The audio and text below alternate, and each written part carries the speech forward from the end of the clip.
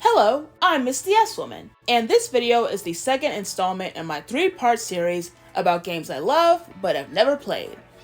In this video, I'll showcase and discuss the very unique and interesting Lollipop Chainsaw. But before I do that, if you have not watched my first video where I talked about the game Bully, I recommend that you watch that first and return to this one to get a better idea of what this will be like. I'll have that in the top right corner of this video and in the description box. But if you have already seen that, or you simply don't care about it, I'm excited to talk about this game because I have some things to say, especially with the recent remake Lollipop Chainsaw RePop being out. Spoilers beware, by the way, because I will be talking about this game's events and ending. With that being said, let's get into it.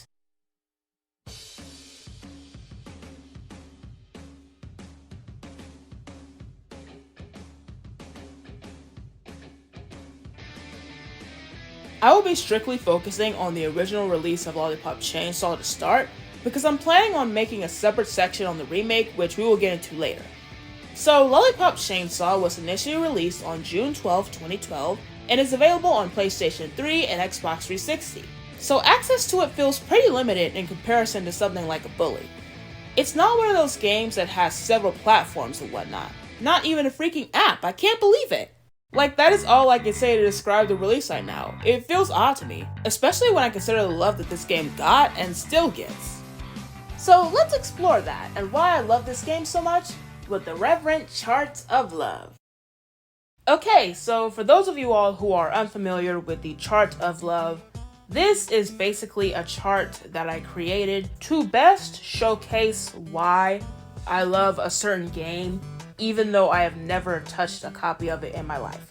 It includes the aesthetic, so what the game looks like, what vibe it gives off, a general description of it, and then we can get into the core reasons why I love it. And last but not least is the miscellaneous section, where there's just anything that is not in the first 3 categories that I would like to mention. So the first thing that I want to dive into is this game's aesthetic, which I am very, very into. So I'm going to zoom in here. And these are 4 images of either in-game material or promotion. Why is it off to the side like that? Either in-game material or promotion that I saw that I feel really exemplifies this game. So the first one is the cover art for it. I mean, literally, what else can I say? This cover art embodies pretty much everything involving this game. I mean, you have the protagonist, Juliet, right here. The focus is on her because she's like really bright with a darker background. You have her decapitated boyfriend over here named Nick with a little tie. And that's cute, but also, you know, it's a decapitated head. So it's as cute as it can be. Then you have her chainsaw right behind her. And this locker opening with a zombie inside that trying to get them, and then there are some more zombie hands right there, probably from zombies that she has slain already. And then you have this like kind of purple, kind of blue background, you know, to make it dark, make it look more zombie-like. And last but not least, you have this logo. And I can just tell that so much like thought went into this logo with the rainbow, and even the chainsaw in the lollipop letters and the bloody word right here, and then this last Juliet cross right here, which is super cute. Then for this next picture, you have Swan, who is the antagonist of this game, and again, this is going to get into heavy spoiler territory, but you may notice that he has a gun to his throat and he's about to shoot his head off, which would create the final boss of the game. And I really wanted to highlight that in particular because it exemplifies the story, which I will elaborate on. So this third picture right here is, I believe, promotional material or art. It's one of the things where they have this like galaxy background, and when Juliet does a lot of like special moves and attacks, you will see this background in the game. And of course we have the cheerleader uniform, we have Nick. I actually think it's like the same art. The same art for Nick's head here is the same art for Nick's head there. We see her shoes and her socks this time fully, and she's about to slice more zombies, which you can see below. And then last but not least, I don't know why I made this like so Juliet oriented, like Juliet, Juliet, Juliet. I will show some more images of what I am referring to here in this place, but I picked this because it has a comic strip like background, and every time a new prominent character is introduced in this game, they will get that background with special and funny details about who they are, what they do, what their thoughts are, etc, etc. So yeah, that is the aesthetic of this game as presented by me, and now we're going to go into the description. So this description is from IMDb, and it's fairly simple, especially compared to my last description, and it says, Juliet Starling uncovers the root of a zombie outbreak. She must balance the drama of high school while carrying out her zombie hunting lineage and chainsaw skills to string together lethal combo moves, taking out scores of the undead. I tried to find an official website for Lollipop Chainsaw that gave me a description in a language I could understand, which right now is only English, and I couldn't find it, so I went ahead and used the IMDb one. But yeah, pretty straightforward. And I guess I can try to elaborate a little bit. You know, obviously she is with her boyfriend Nick the entire time because she initially goes to meet him and he gets bit by a zombie trying to protect her. So she casts like a ritual and a spell on him and like chops his head off with her chainsaw to keep him alive, which is why he is chained to her skirt the entire game. She also comes across her family members, Rosalind, what's her other sister's name? Cordelia, and her father, who are also zombie hunters, and they go and help her in their ways take out the zombies as well. And also throughout the story, she gets help from her sensei Morikawa. Don't want to leave him out. He is very integral to the story. Now we can go ahead and get on to why I love this game. So the first one is the most prominent reason that I see for people loving this game, which is its female lead. Juliet Starling is a wonderful character in my opinion. She's really likable. I'm not going to talk too much about why I love Juliet Starling because I already did, quite frankly. I made a video where I talked about my favorite female characters, and Juliet was one of the characters listed in that video. But for like a quick version, I really like how she is unabashedly feminine presenting, but she can still manage herself and hold her own. You know, she just does it. She just does the thing. She just takes out her zombies with a chainsaw and stands her ground. And I love that for her. She's also very kind to the people around her and considerate, and you can tell that she cares about them.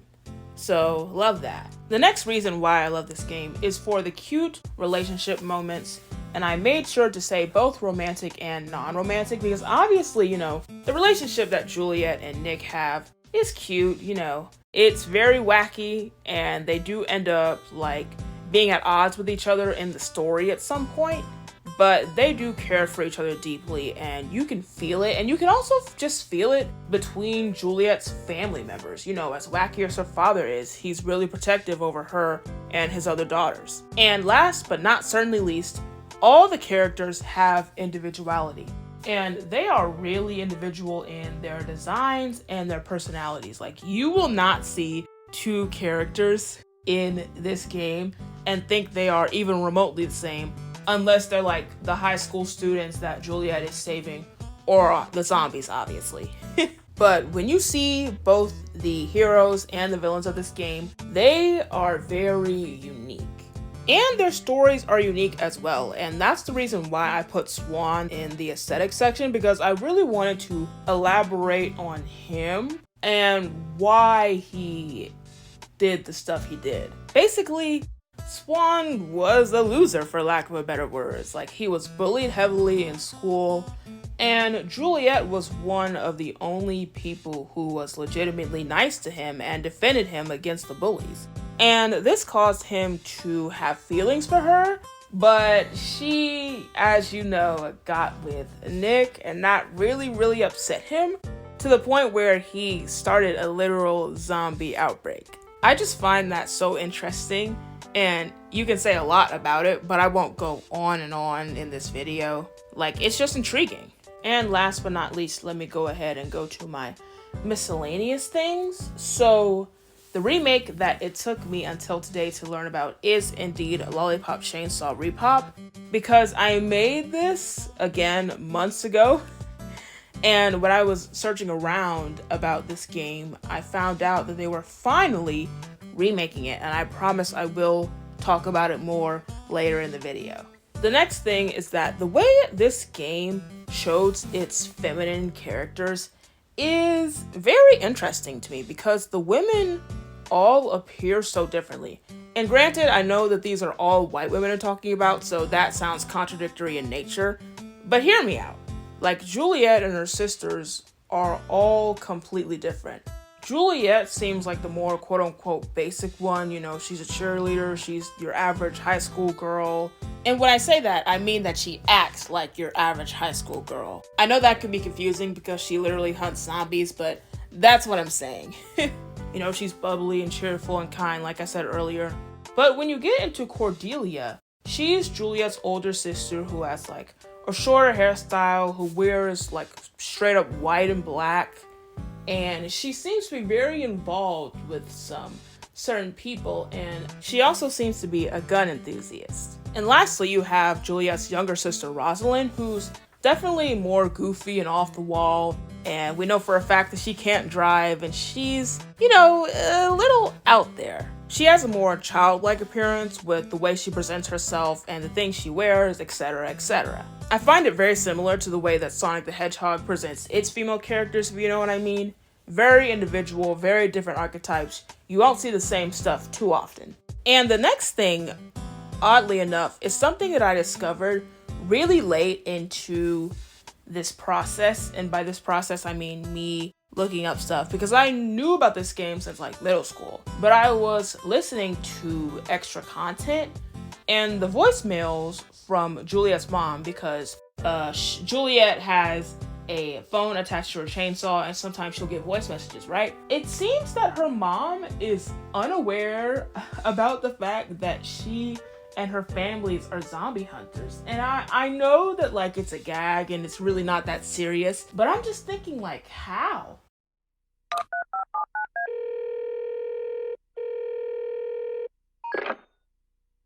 Hey Juliet, it's Mom. Have you seen your father? I don't want to be a worrywart, but he was supposed to call an hour ago and hasn't. So yeah, that's a funny fact. And the very last thing that I want to get into is this game being a bit controversial. And like I did in my last video, I'm going to have a more scripted section on this because I do not want to misspeak. So this is something that I actually don't have a strong opinion on. Whoa, a person on YouTube not having an opinion? Well, yeah, I don't 100% know how I feel about this. So if you have strong feelings, I would love to see them in the comment section. But I ask that you please be respectful because it involves a serious subject. So from my research, the main question of controversy surrounding Lollipop Chainsaw is this game sexist? I'm going to give my best summary of the arguments surrounding this, and I'll leave you to your own devices to decide. I'm describing this with a 2025 lens because I wasn't old enough to understand these concepts when this game came out. Heck, I barely understand them now. But from my research, the main issue some people took with Lollipop Chainsaw at the time was the objectification of Juliet, who was the protagonist if you forgot that somehow. Phrasing this as lightly as I can, they were saying that you have this character Juliet, who's interesting in a lot of ways, but at the end of the day, the game still makes her this object to gawk at. People were also critical of Nick's betrayal, claiming he basically had no autonomy and was under her the entire time. Now, I'm not saying this is wrong or right, I'm just stating what I'm seeing. People pushing back on this argument, specifically about Juliet, agree that yes, she is a beautiful girl, and she is no stranger to a panty shot, but they think that if that's the main thing someone takes from her, that's more of a them issue than a game issue. They want people to look beyond the game surface and see that Juliet and her sisters are actually empowering characters, as they have more power than the men around them in the story. As for the costumes and whatnot, they say it's supposed to be unserious, essentially making fun of itself and its player base. I found all of this information online, and I hope I described these arguments accurately, but if there's some context I'm missing, please correct me in the comments. Also, what are your thoughts on characters like Juliet and Bayonetta? Because I see a little similarity between them, that's why I mentioned the latter. Really quickly, before I move on, one thing that I want to say that I know for a fact did not age well with this game is that it uses the R slur a lot. I'm not going to show it in this video, but if you just look up Rosalind's voicemail, you'll know what I'm talking about. That is everything I wanted to say with this Charts of Love, and if you got through this very long segment, I appreciate it. Now, we can finally get into Lollipop Chainsaw RePop. So after a dozen years, we finally got more ways to play some form of Lollipop Chainsaw. Hooray! Lollipop Chainsaw RePop was released on September 12, 2024, and it's available on PlayStations 4 and 5, Nintendo Switch, Windows, Xbox Series X and S, and Xbox One. Now, this game does have a website in a language that I can understand, and it is very expansive. I mean, the designers put their all into it because it looks real pretty and professional. It even has pages about the story and characters, and there are some news and update pages. Quick side note, I don't love, but I also don't hate this particular art style. I wanted to see what the people were saying about this game because as much as I have hyped up the original Lollipop Chainsaw, I haven't played RePop either, so I won't be speaking about its actual events. Sorry if that's disappointing. I've just been busy with other things and it's currently on my Switch wishlist. The game is doing numbers. It recently sold over 200,000 units. It is still currently receiving updates, as some new things are expected to come in February. There have been claims of censorship surrounding the game, which I don't know much about, and they removed the comic book intros I previously mentioned, which is unfortunate, but oh well. From what I've seen searching around, folks either love or hate this remake. I think this image on screen right now displays what I mean by that perfectly. If you're not seeing that right now, it's a rating of 9 out of 10 for RePop on Steam, and then a 5.5 out of 10 rating for the same game from Pestar Australia. Maybe it's a situation where the fans appreciate it, but the critics are not feeling it? I don't know the overall consensus. But that is all I have to say about Lollipop Chainsaw and its remake. I feel like I've said this 10 times already, but if you have thoughts you're willing to share in the comments, I would love to read them. If you play RePop, please let me know your opinion on it. Is it worth buying? Be honest with me. Happy New Year, and thank you to everyone who found my channel and chose to rock with me in 2024. I will do my best to post more this year, I swear. Also, I will make some more chill content soon because I'm not trying to be overly political all the time on here. It's about that time that I do some semblance of self-promotion, so if you like what you've seen in this video, feel free to give it a like and subscribe so you can see more videos like it. Also, follow my social media link below to get the scoop on when I'm uploading. The last thing that I want to say before I end this is rest in peace to Dominique Brown. I don't have a huge platform, but I am a black person in a more nerdy space, so I want to send my condolences to her loved ones and spread her legacy because what happened to her was truly tragic and definitely preventable. I will link an article about her story in the description box, and it will be the very first link that you see. Thank you so much for watching, and have a good time wherever you are.